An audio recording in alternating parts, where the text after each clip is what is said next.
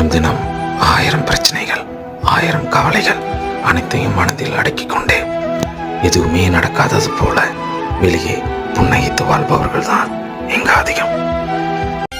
சந்தோஷமாக வாழ்கிறேன் என்பதை விட எல்லாவற்றையும் சமாளித்துக் கொண்டு வாழ்கிறேன் என்பதுதான் உண்மை.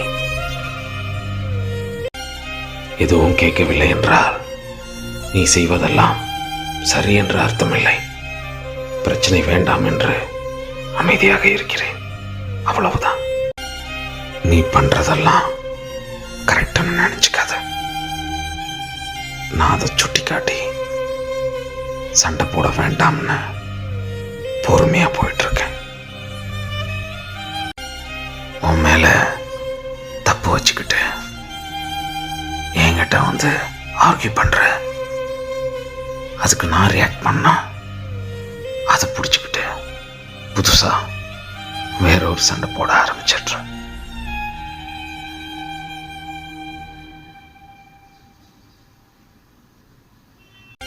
எதை சொன்னாலும் தப்பா புரிஞ்சுக்கிற உன்கிட்ட என்ன பேசுறது, எப்படி பேசுறதுன்னு தெரியல. என்ன நடந்தாலும் நீ பேசினதும் உடனே நான் பேசிடுறேன்ல, அதான் என்ன பார்த்தா உனக்கு கேன மாதிரி தெரியுது. உனக்கு நான் முக்கியம் இல்லைன்னு புரிய வச்சதுக்கு ரொம்ப ரொம்ப நன்றி.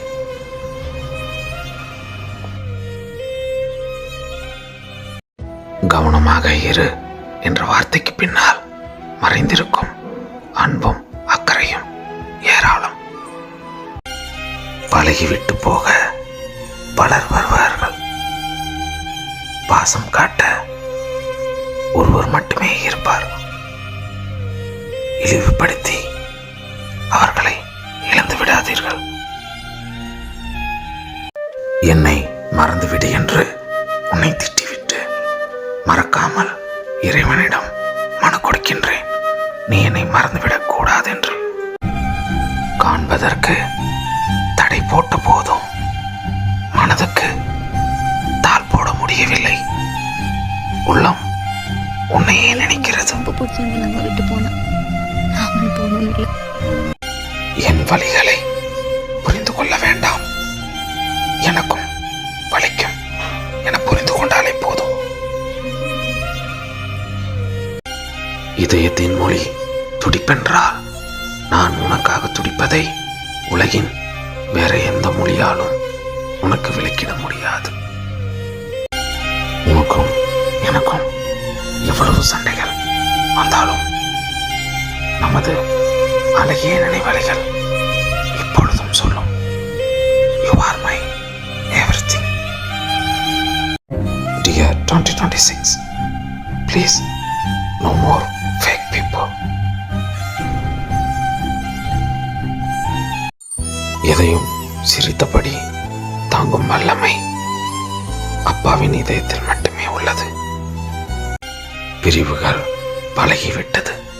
அடுத்தது யாராக இருப்பார்கள் என்பதுதான் என் இப்போதைய யோசனை. என்றாவது ஒரு நாள் யாராவது ஒருவர் எனக்காக என் வாழ்வில் வந்தால் அன்றே அழகாகும் என் ஒட்டுமொத்த பிரபஞ்சம்.